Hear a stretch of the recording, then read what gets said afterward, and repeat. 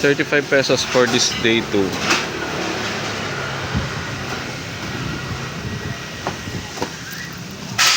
For only 7 kilos.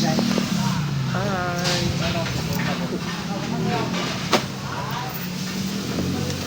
How are you, guys and gals? Good day to each every one of you.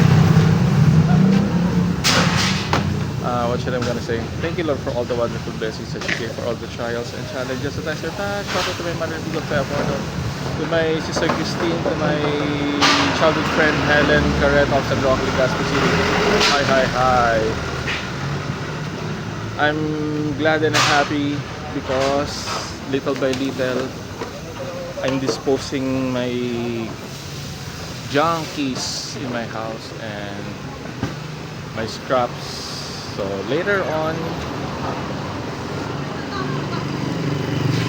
all the things will be cleared. Okay, so if you have junkies, you do the same thing. You can don't throw it, but you can turn it into money. So just save it and then fix it. I know, not fix it. What I'm trying to say is segregate it and then arrange and then go to junk. Okay, you go to junk shop. Sorry, I'm lost. I'm so hungry. I wasn't able to have my lunch yet. That's why. Anyway, bye for now.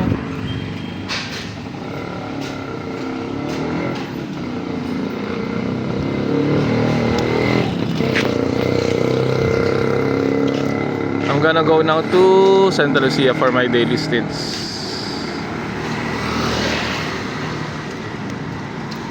Bye, bye, bye.